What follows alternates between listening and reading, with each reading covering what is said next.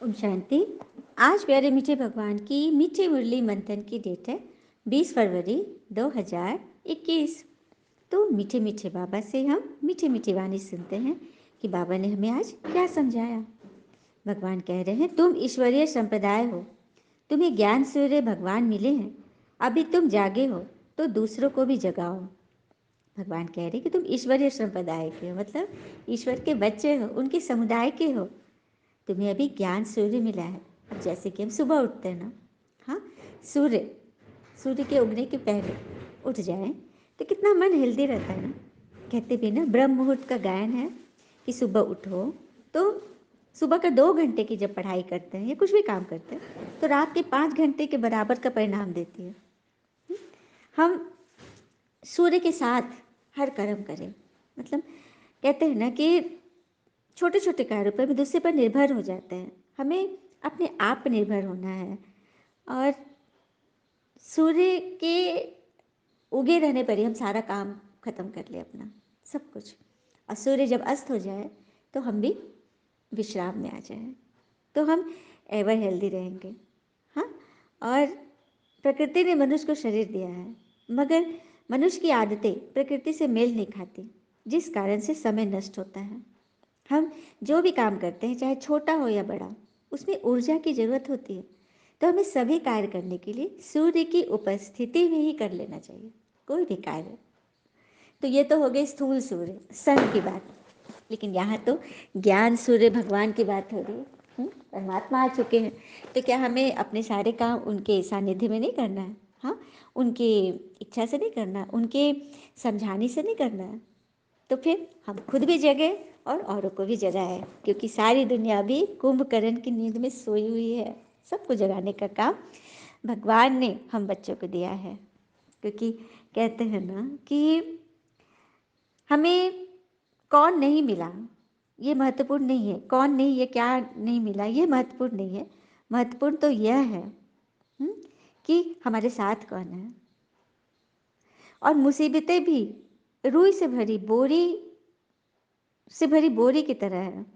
यदि हम देखते रहेंगे तो बड़ी लगेगी, अरे बाप रे इतना बड़ा भारी बोरा है, हाँ? लेकिन जब उठा लेंगे तो हल्की हो जाएगी। तो कोई भी प्रॉब्लम में बिल्कुल फंसना नहीं है। प्रश्न है,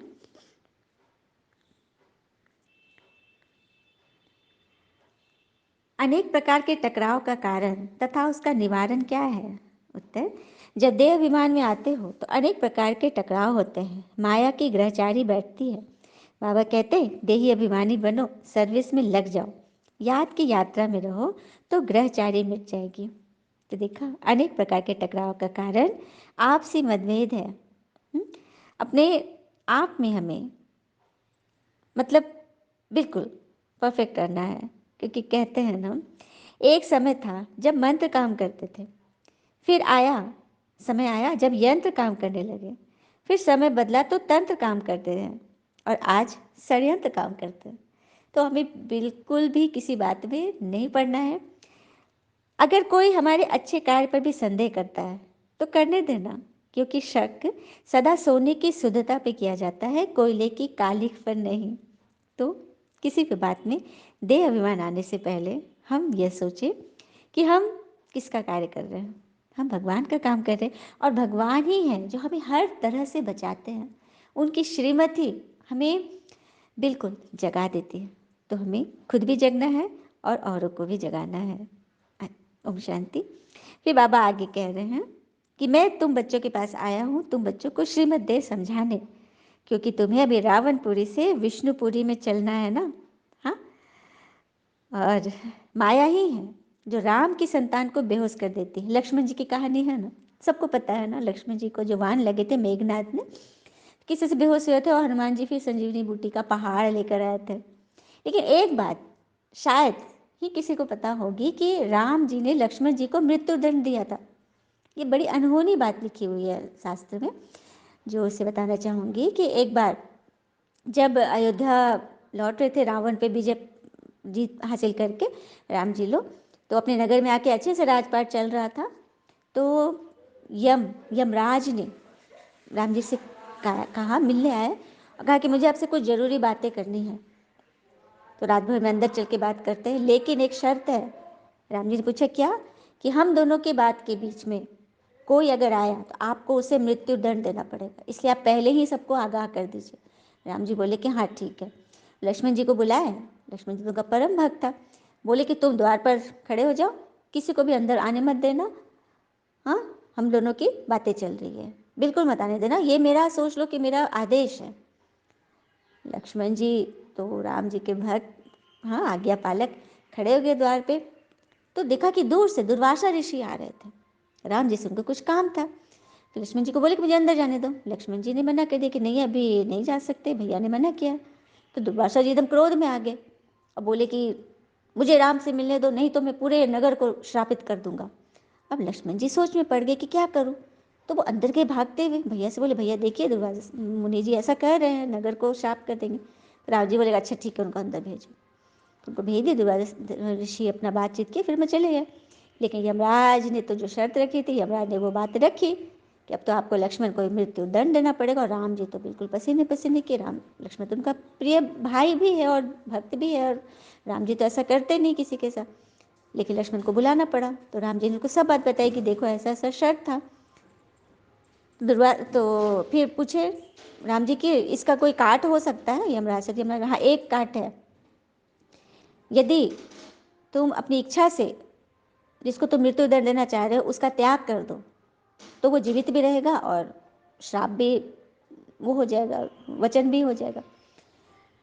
तो लक्ष्मण जी जब ऐसा सुना तो एकदम पैरों पे गिर गया राम जी के और कहा कि नहीं भैया, आप मुझे त्याग मत कीजिए, मैं खुशी खुशी मृत्यु दंड पालूंगा, लेकिन आपका त्याग जीते जी मैं बर्दाश्त नहीं कर सकूंगा।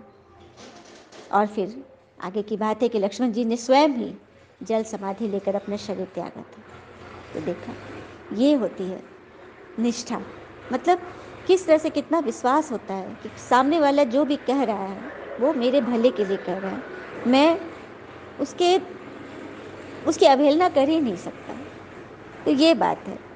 तो बाबा कह रहे कि तुम बच्चे अपने आप को श्रीमत पर ऐसे ही लक्ष्मण जी के जैसे चलो, जैसे उन्होंने ईश्वर को श्रीमत मानकर राम जी की श्रीमत को अपने सर माथे लगाया।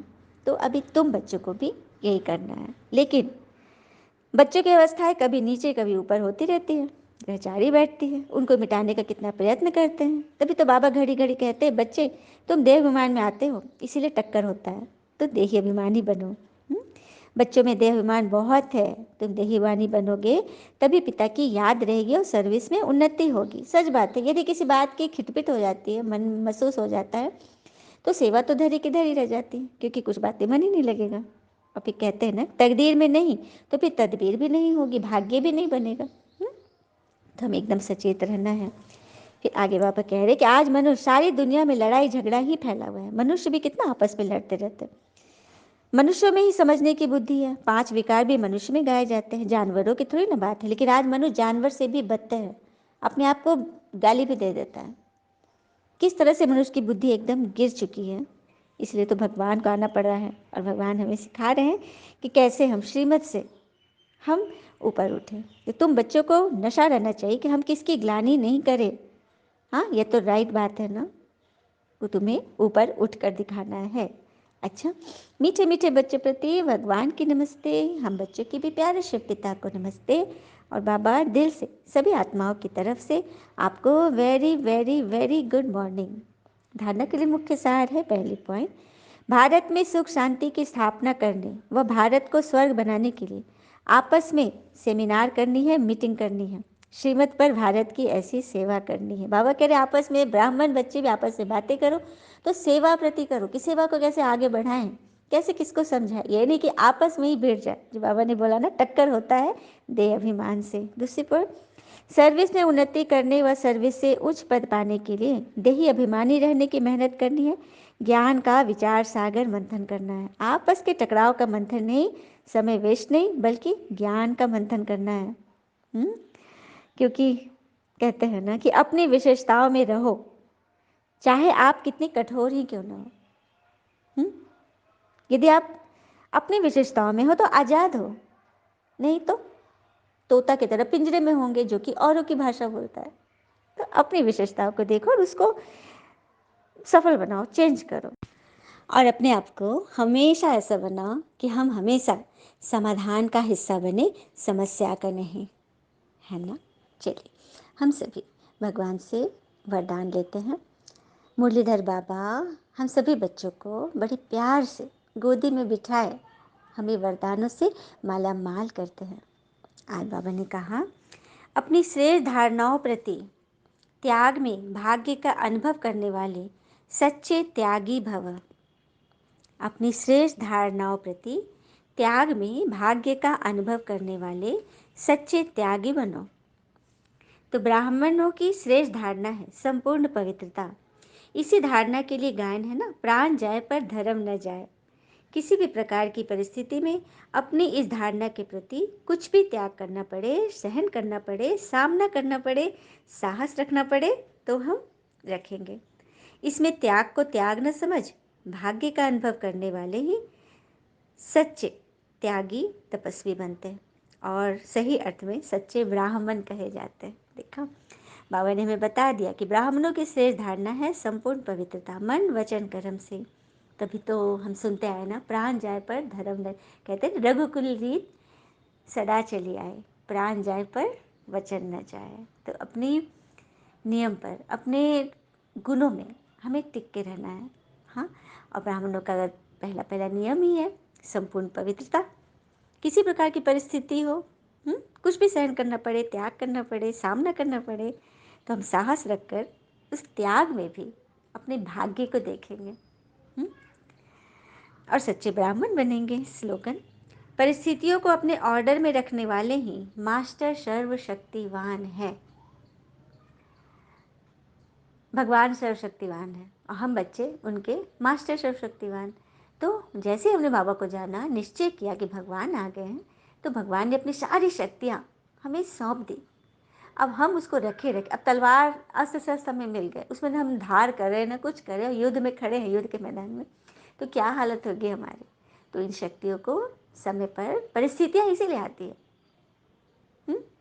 परिस्थितियाँ इसीलिए आती है ताकि हम उसमें कितना आगे बढ़े हैं, हमने अस्त्र को कितना यूज़ किया है, कितना उसको संभाले हैं, धार किया है, ताकि हम उसमें विजयी बने।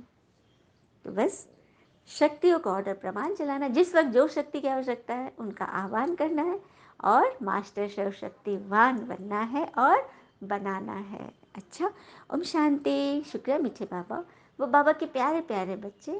थैंक यू बाबा। All is well always. ओम शांति।